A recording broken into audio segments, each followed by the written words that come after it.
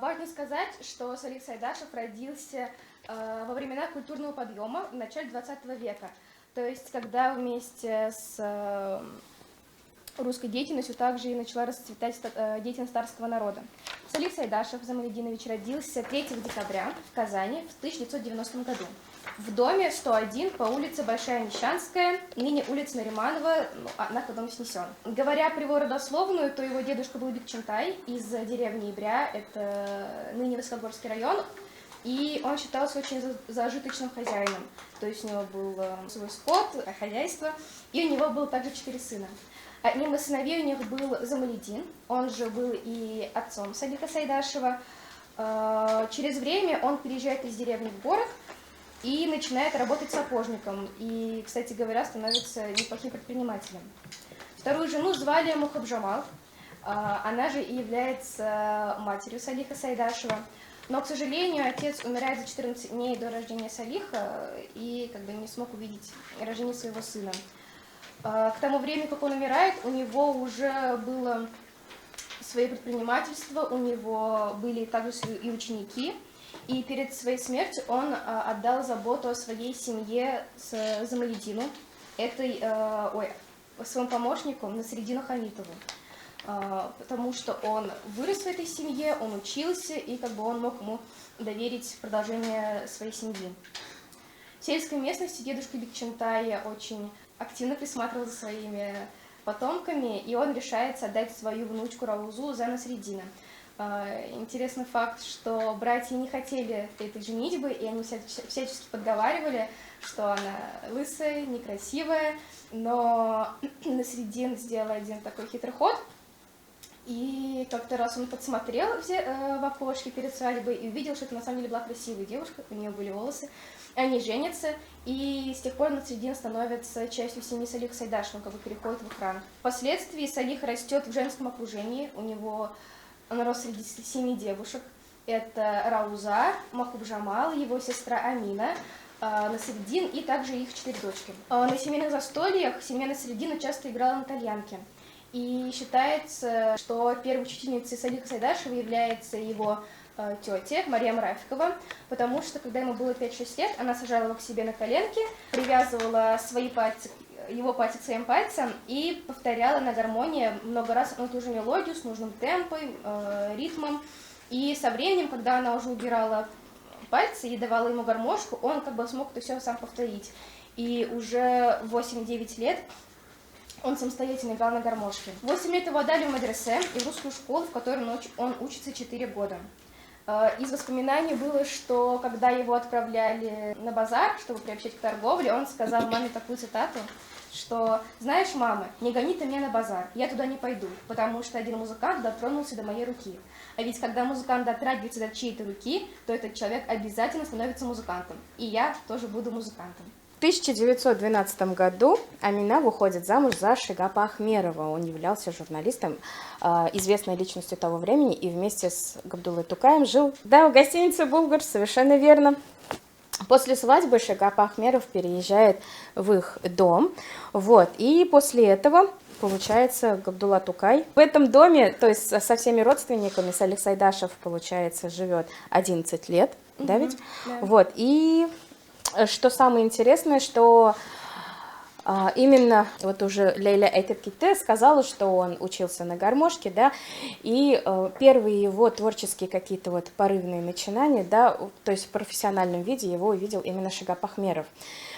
Именно он привез домой фортепиано, чтобы Салих Сайдашев учился играть. Но забавная такая история, то, что Салих Сайдашев боялся, что его увидят, как он играет на гармошке, точнее Шигап Ахмеров. Ведь дело в том, что его, как уже Лейля сказала, хотели из него сделать продавца, и думаю, что Шигап Ахмеров такой же мысли, что ему нужно стать продавцом, он никогда не играл перед ним на баяне или вообще на музыкальных инструментах. Но Шигап Ахмеров всегда, приходя домой в то время, когда Салих Сайдашев, как мы понимаем, не ожидал этого, да, он видел, что он играет на инструменте. И сказав это своим друзьям, то есть то, что у нас есть такой маленький гений, он купил для него рояль, совершенно верно. Вот, и, соответственно, домашним Шигап Ахмеров сказал, чтобы его какими-то домашними работами, да, освободили его от домашних работ, чтобы он смог развиваться и учиться играть на инструменте. Первым его учителем музыки это Загидулла Яруллин. Да, также хочется сказать, что именно Шигап Ахмеров привел Габдуллу Тукая в Восточный клуб. Вот, он в то время, благодаря именно Шигапу Ахмерову, был и знал очень много известных людей того времени. Также в Восточном клубе играла труппа «Сайяр», да, первая татарская профессиональная труппа с 1911 года. Вот, то есть наш маленький Салих Сайдашев очень был близок к интеллигенции того времени. После этого, то есть Шигап Ахмеров с женой, они переезжают в свой уже дом, да, где бывает очень много известных гостей. Вот эти гости у нас на презентации. Вот, и, соответственно, это тоже влияет на Салиха Сайдашева, да, то, что на его мировоззрение, на его становление его личности. Вот. Как уж мы можем пройти мимо Салиха Сайдашева и Габдуллы Тукая, да? Габдулла Тукай был очень почитаемым гостем в доме Ахмеровых, да, и Шигап Ахмеров говорит про него такие слова. «Знаменитый поэт Тукай часто бывал у меня дома. Салих с ним уже близко знаком и с уважением, и с радостью его встречает. Тукай давно ему симпатизирует и любит слушать, как он играет. Случалось, что Тукай заходил к нам даже без всякого дела, для того, чтобы только послушать игру Салиха. Причем в этих случаях сопереживали, общались довольно долго. Хотя прощались, смело говорилось, хорошо же играет шельма, музыкантом будет». То есть так о Салихе Сайдашеве говорил наш великий татарский писатель. Вот. Также хочется сказать, что внук Нияз Ахмеров, да, то есть внук Шигапа Ахмерова, перевел статью,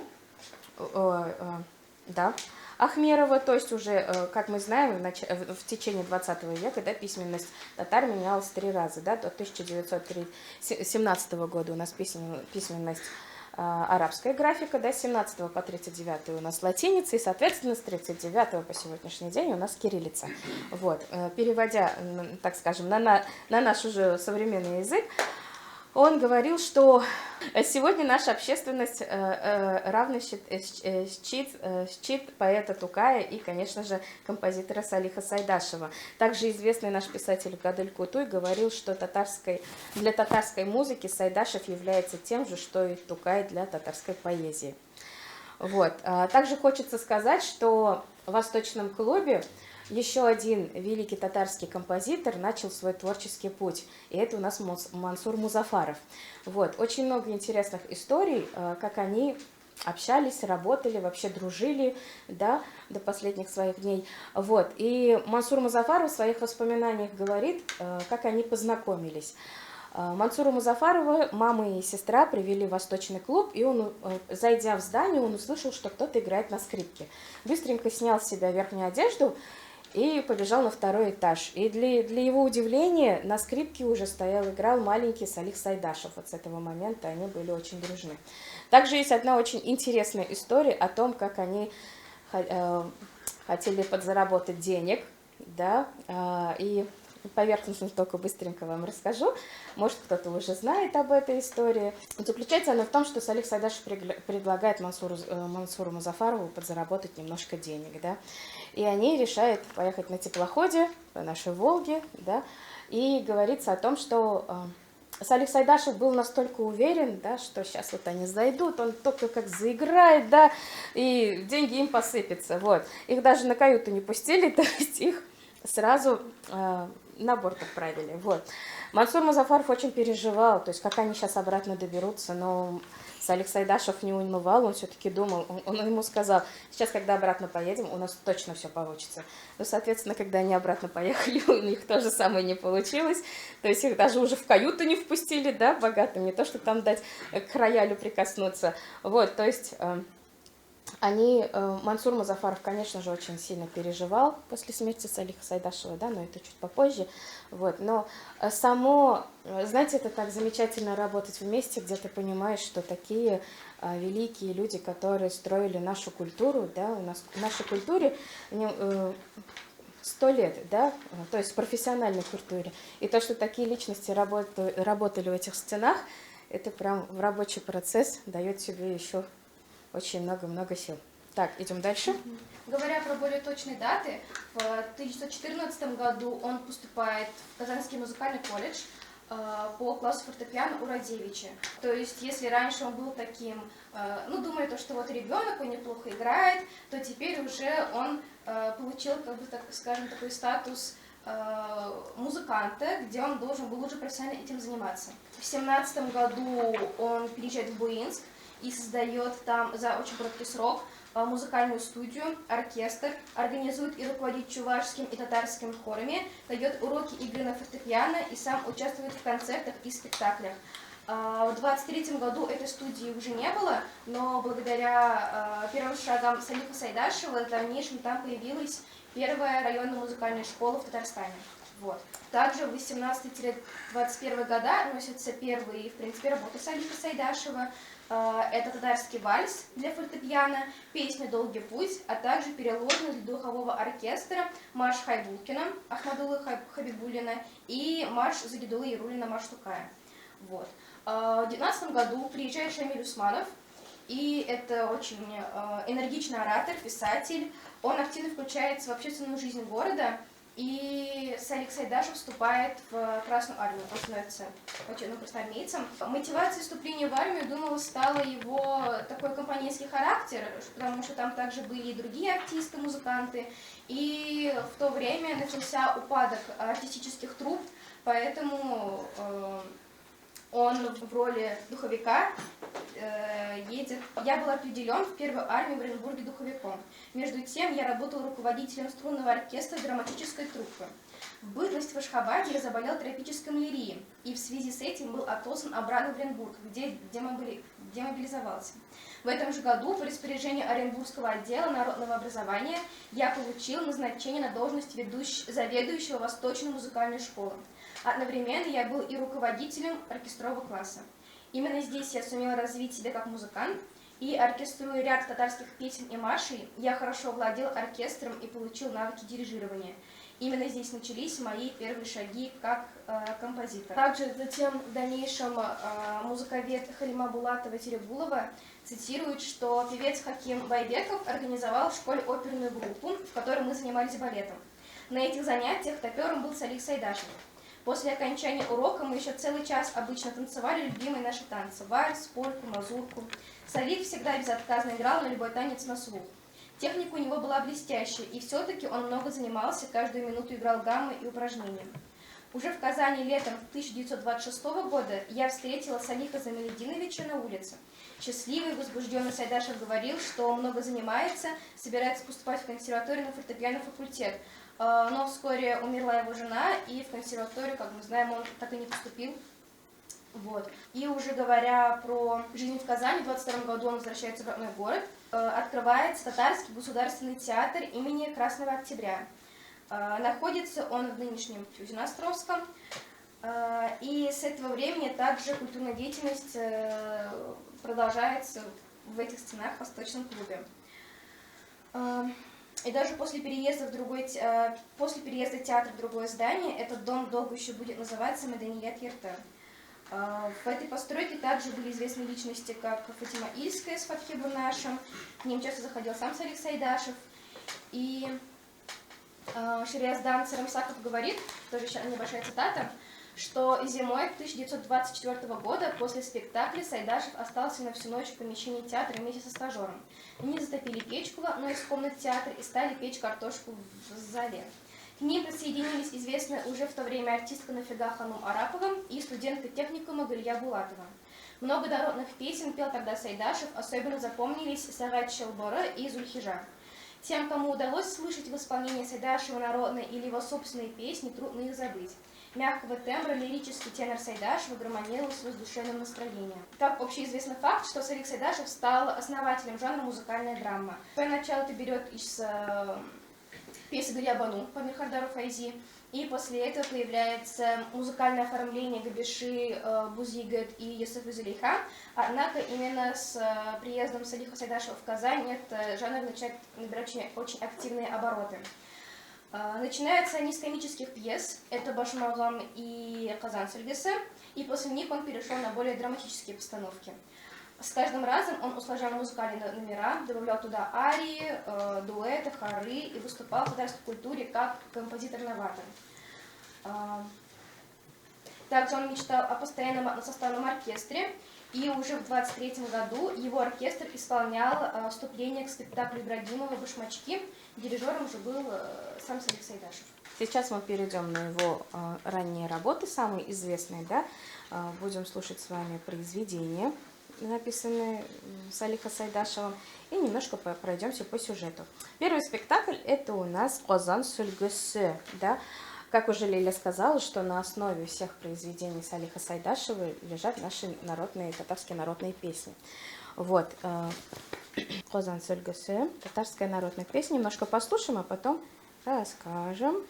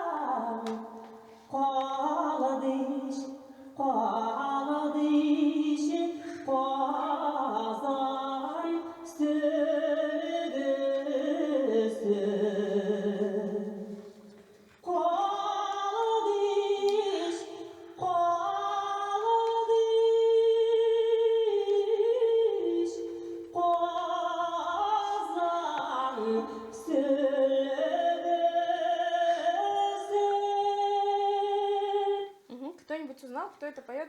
Чей прекрасный голос? Захраса Хабибова, что ж вы какие сегодня скромные у нас. Так, давай, Митабас, продолжаем. Афиши, пожалуйста. Музыкальная комедия, написана Каримом Тинчуриным, да, премьера состоялась в Казани на сцене Казанского государственного академического театра имени Красного Октября 17 января 1923 года. Главные роли исполняли у нас Рукия Кушловская, Сидик Айдаров и Бари Тарханов. Музыкального оформления, естественно, сделал Салих Сайдашев. Вот. Впоследствии этот спектакль многократно возобновлялся, изменялся и дополнялся музыкальным оформлением. Вообще, говоря о творчестве, да, он, мне кажется, как вот мы поняли, он каждое свое произведение, да, он заново возвращался к нему в какие-то моменты и переделывал. Где-то он это сам своим желанием, да, перерабатывал свои произведения, а где-то ему, естественно, предлагалось государством это сделать. То есть дальше мы еще вернемся к спектаклям, там я скажу.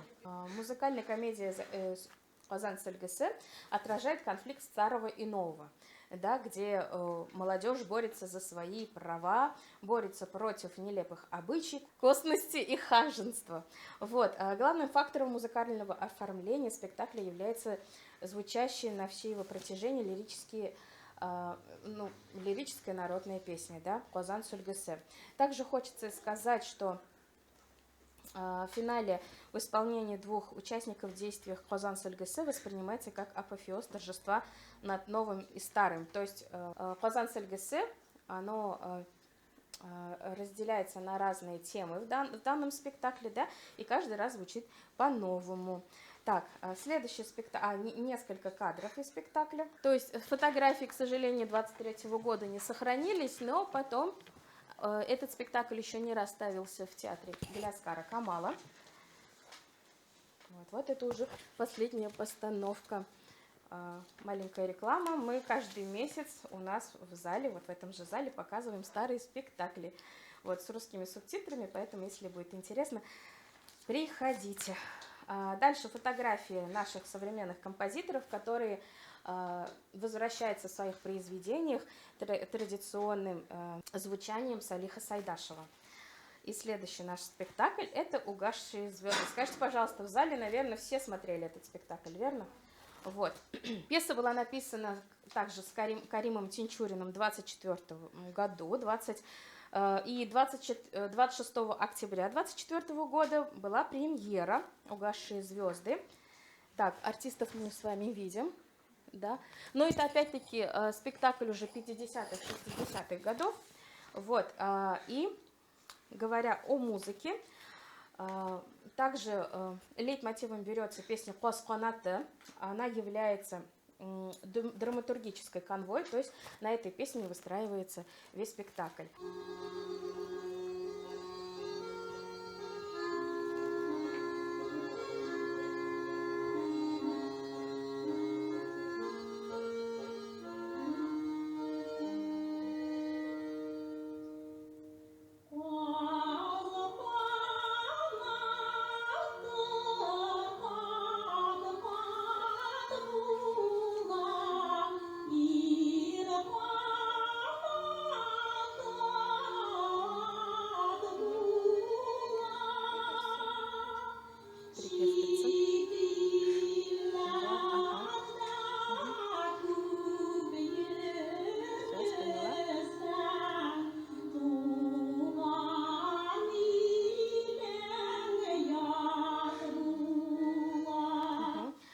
Эту песню, наверное, все вы тоже слышали, да? Данная песня носит не только лирический характер, но еще и вступает в роли трагического символа. То есть у ребят как бы на руках крылья, да, которые сломанные судьбы, сломанные крылья, да, о прекрасном будущем. То есть также хочется сказать, что там есть замечательный дуэт, да, Сарвар и Магдум. И эта песня взята Нет, до оперы мы сейчас дойдем. То есть Салих Сайдашев обработал крымскую народную песню, которая называется «У крепости». Да, эту же песню потом еще Глинка, точнее, до этого использовал Глинка в опере Руслана Людмила. И, соответственно, после этого еще Салих Сайдашев услышал, сказал, какая прекрасная мелодия, да, я его тоже обработаю. Вот, дуэт.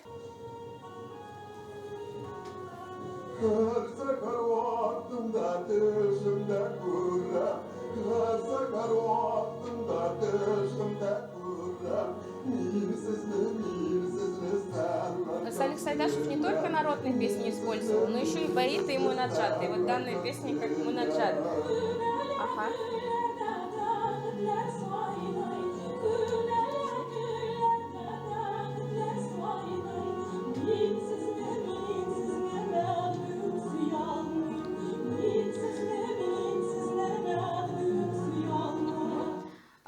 Вы сейчас прослушали аудиодорожку, да, это из спектакля «Сунган Йылдызлар», поставленный в театре Карима Тинчурина. Вот. И последнее произведение – это увертюра «Сунган Йылдызларга».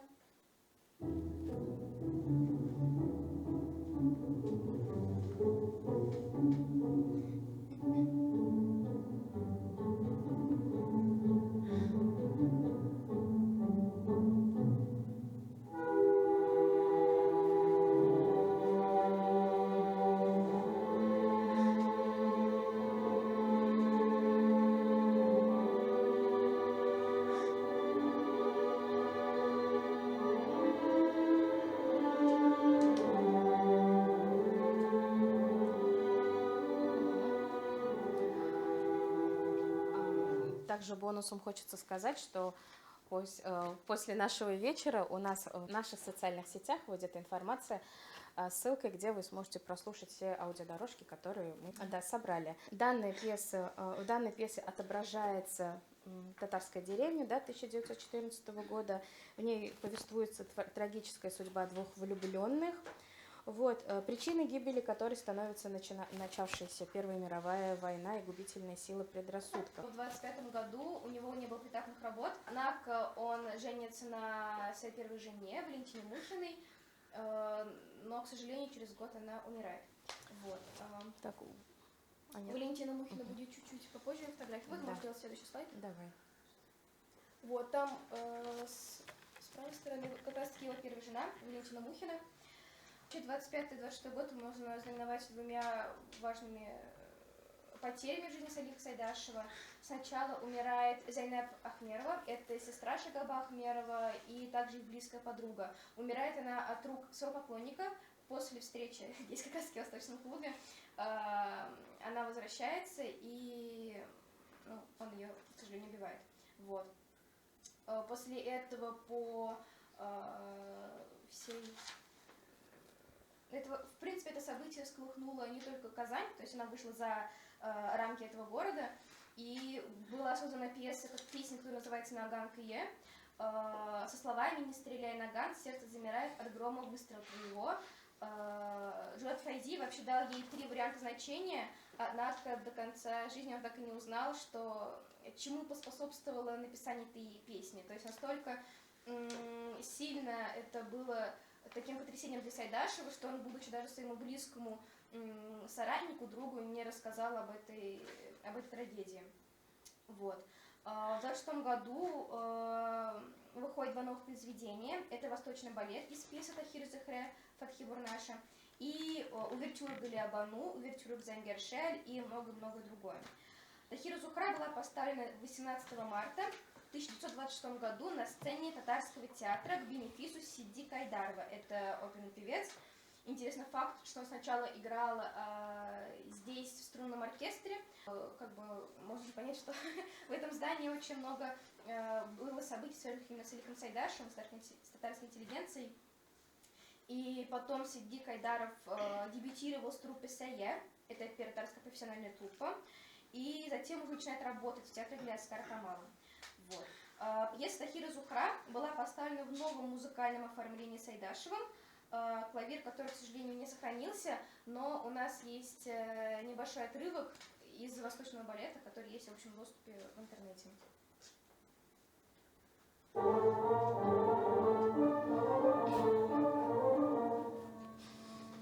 Так тоже неплохо.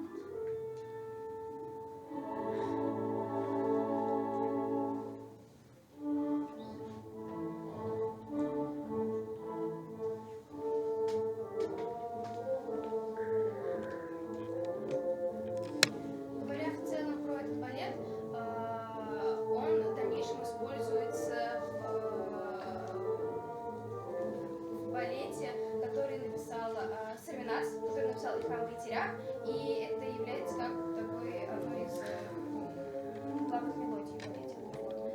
Он не был поставлен, но благодаря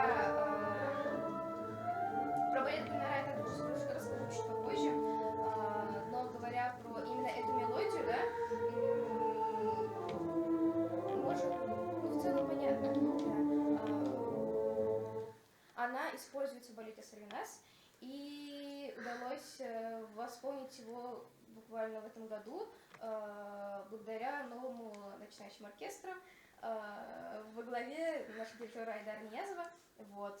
Так что какая-то запись и мелодия сохранилась, это очень-очень-очень хорошо.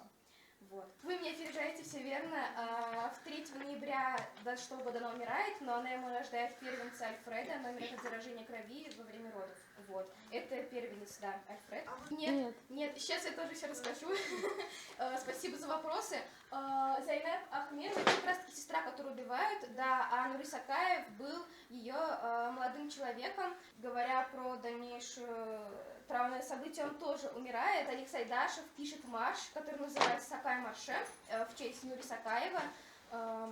Да, он посвящен Нурису Акаеву, но в нем также вложены еще и боль утраты за Зайнеп Ахмерову, как бы близкого человека, Валентина Мухина, и за самого Нурису Акаева. Ее убивает поклонник из того, что, который был в нее влюблен. Она не ответила взаимностью. Сакай марша.